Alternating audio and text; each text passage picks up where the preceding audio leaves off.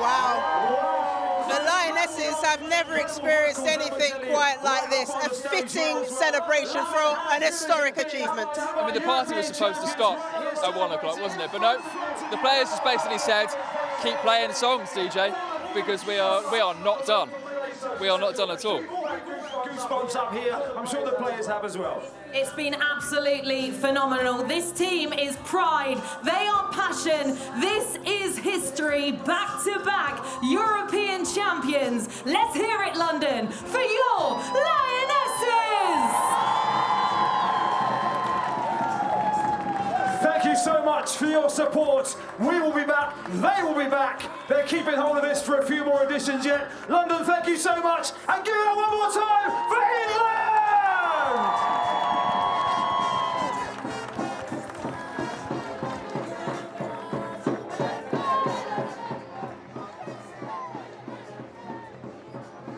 I think that was the presenters basically saying, you've got to go. Like, you don't have to stop partying, but you have to stop partying here. And they're not going to stop partying now. Weirdly emotional, right? Very emotional.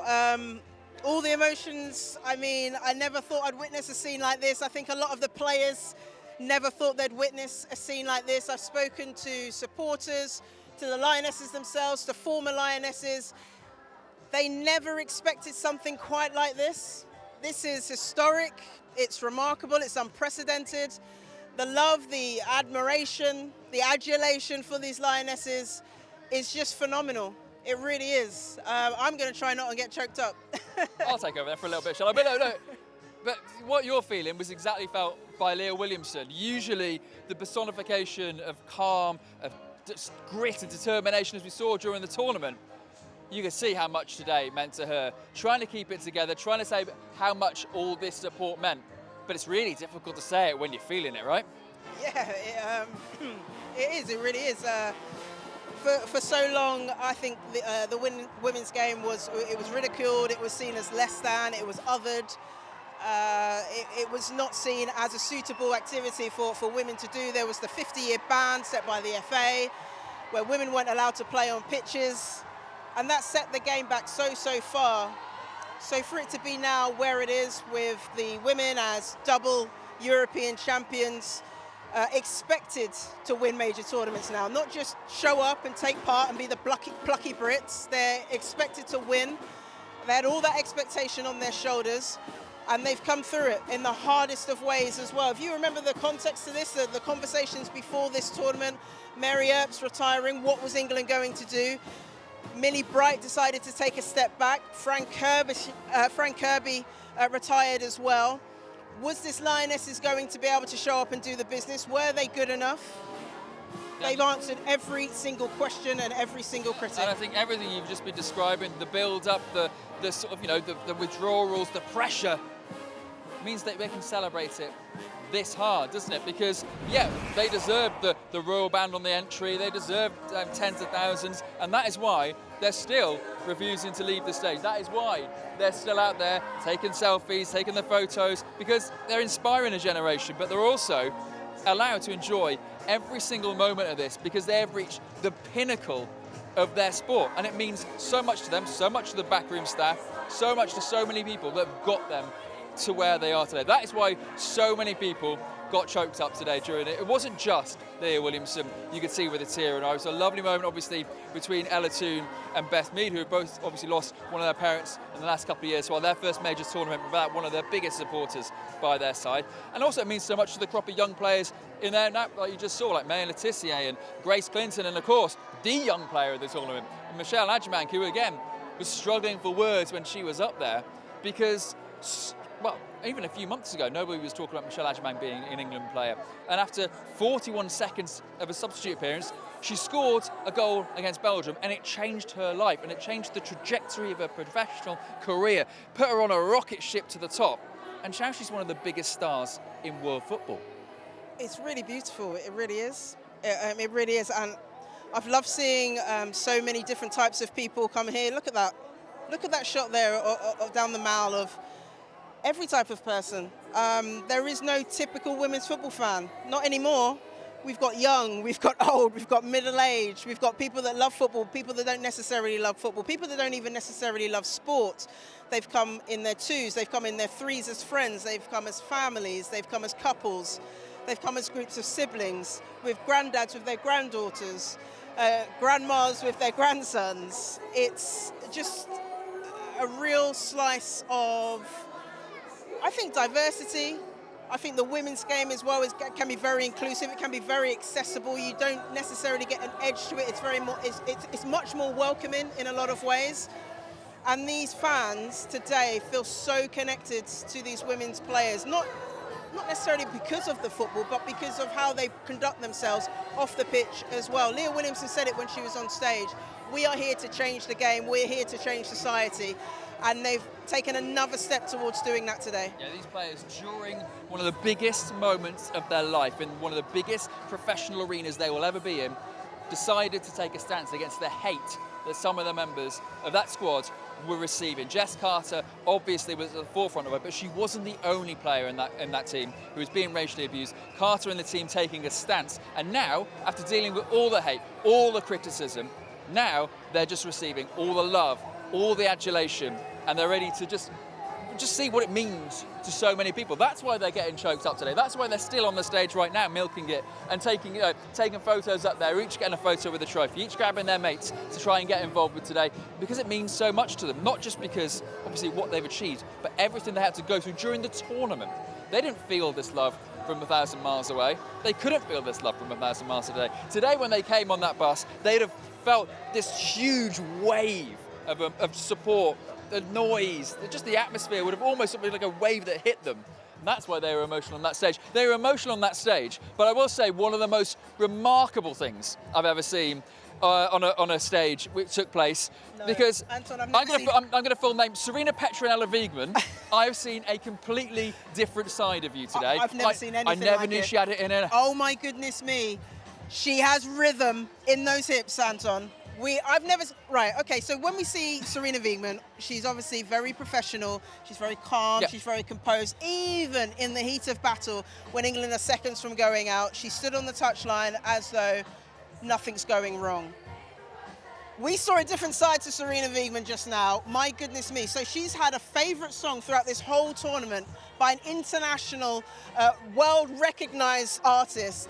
And she didn't know that that particular artist was going to come out and surprise her with her favourite song on stage. No, we thought Sarina Wiegman's love of Burna Boy was a bit of a joke, to be honest. We thought she just said the first act that came to mind when she was asked about it. No, it's very much real. It's quite clearly real. Because look at the reaction that Sarina Wiegman had when Burna Boy came out on stage. This is brilliant. Last time, 3 years ago, Trafalgar Square, when I was saying about you dancing, you said, I'm not ready to dance, the music was not quite right. Well, the surprise right now, we know who your favourite artist is. He is in the building, Sarina, so we want to see you dance. Please give it up, everybody, for Sarina's favourite artist. Burna Boy is coming to the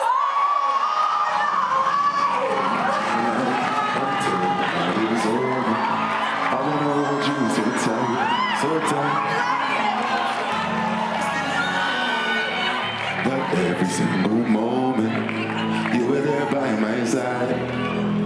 Whenever I'm broken, you make me feel whole. Whenever I'm lonely, you're there for my soul. Wherever you are, girl, that's where I call my own. When Sarina Wiegman started dancing like this, I lost it. I lost it, totally. Have you ever seen Sarina Wiegman like that? I don't think the players Completely have. expressive, just lost in the moment, instinctive joy. I love that for her. I love that for her. Yeah, and it was also just nice that she could share it with the players, and they obviously, they felt that for her. They were all filming it, I presume, at a good place, not just to show it back to LA today and embarrass her. It's on international television. We've all seen Sarina Wiegman dance now. It's a wholesome moment, but a really wholesome day. Really wholesome day. I think the players have made memories for a lifetime here. They've made memories to tell their grandchildren about, haven't they? This is absolutely fantastic. They've been so involved and they've remained so professional in their own little bubble. They've kept out the chatter. They haven't listened to the likes of myself and Anton when we've asked questions of them or perhaps offered some criticism. They haven't listened to any of that. They've stuck true to their guns and they've seen themselves through the hardest of times. They have, and that is why I think today means so much. Like we were saying, they felt like they've been through so much, and professionally they were on one heck of a journey as well. And I don't think they could hold it back when they addressed the crowd a little bit earlier, starting with England captain Leah Williamson. 2022 was a fairy tale, but this feels really hard earned, and we're very proud of ourselves, so thank you, and we hope you are too. And we love each other. We got each other's back on and off the pitch. We had tough moments, nasty things to deal with, and still we rise. I just think don't let people tell you what you can and can't do. If you've got a dream and you really believe it, just go out and do it. I did it. I got told many times that I'm not good enough, that I shouldn't be playing football from the start. So just keep doing it, and if it makes you happy, go follow that smile. Pressure? What pressure? What goes through your mind? Pressure? What pressure? This moment's unbelievable. Obviously, we did it 3 years ago, but to do it again and to come back to this is just incredible. I'm so grateful to all of you guys here. I love you all. You know, you guys are amazing. I love you guys. And thank you to everyone here. Thank you to my family, everyone here for all the support. You guys are amazing. I love you all. Honestly, this medal is so special. Everyone knows exactly what it takes to win it, but it's so hard to win it. And Sarina has done it so many times, and it's incredible to stand here today and with a winner's medal round our neck. So proud to be English. My message is everything we do, obviously we do it for us and our team, but we do it for the country and we do it for young girls. This job never existed 30, 40 years ago, and we're making history every single step. Thank you so much. Thank you so much for being with us. Stay with us. This story's not done yet. You could see what that meant to Leah Williamson. You could see it on her face, but also I love the way she still couldn't resist by saying, oh, we ain't done yet. No. She still had to be a professional. She still wants more. This team still wants more. They really do. I mean, back-to-back European champions, only the second nation to ever do that. The last nation to do that was Germany, and that was over a decade ago. The Lionesses are writing a new chapter in history. They're not finished. And if we think about it, it's only 2 years until in fact, less than 2 years, 23 months until the World Cup in Brazil in 2027. That's some good maths. That's some exciting maths. I like that. Very exciting. The players, by the way, are still on the stage. They were supposed to go. They're not. They're still there with the trophy, taking photos, enjoying every moment they can. I suppose they've never wanted to go on the holidays less in their lives. Yeah. But look, soak it in, enjoy it. The fans are still here in their tens of thousands. And even though, like I said, the entertainment's officially stopped, players still there with their sunglasses on. Supporters of all species apparently here today to enjoy it as well. But look, I love the way the players still got their sunglasses on. They have been partying hard for 3 days, but today was something that will live in their memory for the rest of their lives. And it's not just today. I mean, when they got back, no sleep, probably still a little bit worse for wear, let's be honest. They went to 10 Downing Street, you know, and they met the Deputy Prime Minister, Angela Rayner, and had a lovely old time in the grounds of 10 Downing Street. And I think that really epitomises that, and this today just epitomises how much support these Lionesses have from the very grassroots, from the fans that have supported them throughout the tournament, right the way up to the top levels of government. Supreme footballers, but also supreme statespeople. Yeah. And that's exactly what they showed in the way they went to, you know, obviously went to the Downing Street yesterday, and kind of, it just felt right that they were there. Not in a kind of like, oh, haven't you done well? Sort of, no. Like, they deserve the adulation they're getting from all sectors of society. They look from very the echelons. comfortable Well, in that Sarina Wiegman setting. behind that podium Yeah. at Downing Street looks prime ministerial. That was, you know, but hey, maybe that's her next job. She's still got 2 years left on her contract. She's still going to Brazil. What are you saying, Sarina for Prime Minister? Why not? Okay. I mean, she can't do any wrong, can she? So, but yeah, look, I think the fact of the matter is that everybody here has enjoyed themselves thoroughly, and the love in the air has been absolutely incredible. honestly. I just smile etched on my face the entire day. I mentioned to you previously, Anton, that there was an actual European Championships in this country in 2005. And it barely made a dent in terms of coverage, in terms of exposure, in terms of attendances.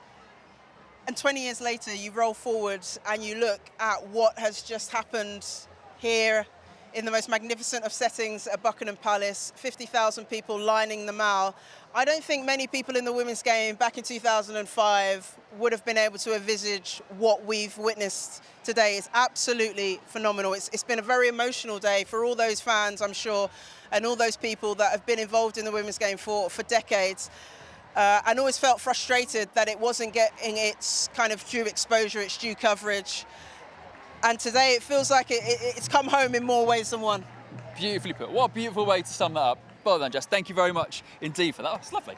Right, so we've also got cameras backstage. I know we're trying to get hold of a couple of players, so we will have plenty more from Buckingham Palace, which is a great sentence to say. Plenty more from Buckingham Palace throughout the afternoon here on Sky Sports News.